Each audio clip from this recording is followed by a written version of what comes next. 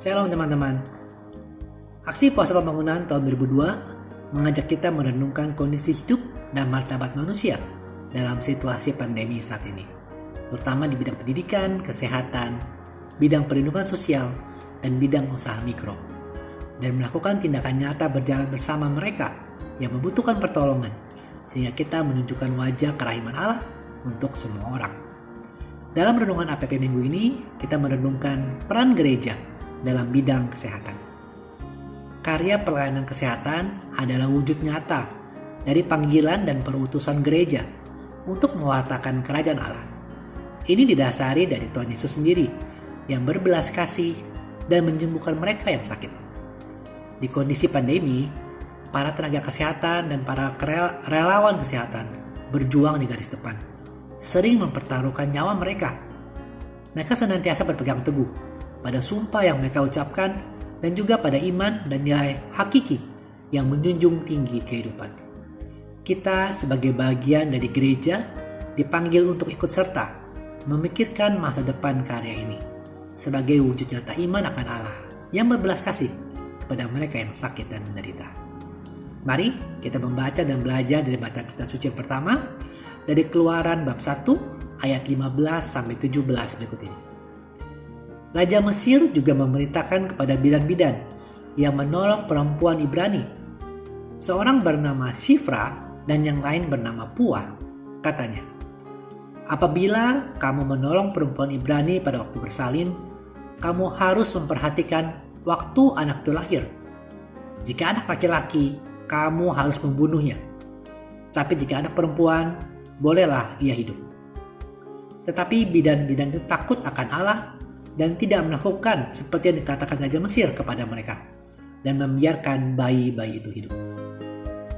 Dari bacaan ini, kita diingatkan bahwa hidup adalah hak asasi manusia paling dasar dan paling penting, bahkan dari zaman perjanjian lama, di mana raja bisa semena-mena menjatuhkan hukuman mati atau seperti bacaan di atas melakukan genocide, menghancurkan bangsa Yahudi. Dapat kita teladani bidan Shifra dan Puah yang menjunjung tinggi nilai kehidupan meski melanggar titah raja yang berisiko hukuman mati bagi mereka. Tetapi Allah sungguh adil dan membela mereka yang berani berbuat kebenaran. Di ayat 12 tertulis, maka Allah berbuat baik kepada bidan-bidan itu. Bertambahlah banyaknya bangsa itu dan sangat berlipat ganda. Teman-teman, tidak hanya Shifra dan Puah selamat dari hukuman raja, tapi tertulis bahwa Allah berbuat baik pada mereka. Meski kita tidak tahu apa yang Allah perbuat, tapi dapat kita yakini bahwa mereka dapat menikmati hidup dengan damai sejahtera dalam kasih Allah.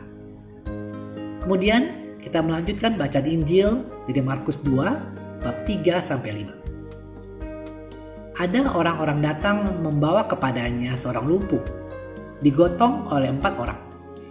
Tetapi mereka tidak dapat membawanya kepadanya karena orang banyak itu. Lalu mereka membuka atap yang di atasnya. Sesudah terbuka, mereka menurunkan tilam tempat orang lumpuh itu terbaring. Ketika Yesus melihat iman mereka, berkatalah ia kepada orang lumpuh itu, "Hai anakku, dosamu sudah diampuni." Dari bacaan ini, kita dapat melihat sisi kemanusiaan dan kepedulian 4 orang itu yang menggotong orang yang lumpuh. Kepedulian ini adalah cerminan dari hati nurani yang tergerak oleh belas kasihan. Mari kita teladani ke-4 orang ini. Dan juga Tuhan Yesus yang banyak tercatat dalam Alkitab tergerak oleh belas kasihan. Dengan renungan ini, kita diajak membangun komitmen dan membuat aksi nyata diantaranya dengan aksi di lingkungan untuk mereka yang sakit ataupun lansia atau jauh dari keluarga. Bisa dilakukan melalui perjumpaan secara online dengan sapaan, menyanyikan lagu-lagu pujian, atau sekedar mendengarkan cerita mereka. Juga membantu para lansia atau difabel di lingkungan, seperti mengantar jemput mereka ke gereja, membawakan mereka komuni, atau membantu proses pendaftaran di Bela Rasa untuk dapat hadir misa tatap muka. Juga meringankan pembayaran iuran BPJS untuk umat yang tergolong kurang mampu, atau aksi menjadi relawan dalam kegiatan vaksinasi COVID yang diselenggarakan oleh gereja. Semoga renungan APP ini bermanfaat bagi Anda Dan terima kasih sudah menyaksikan. Mohon like dan subscribe untuk membantu channel ini bertumbuh dan firman Tuhan semakin diwartakan. Sampai bertemu pada video kenal Alkitab Rabu depan.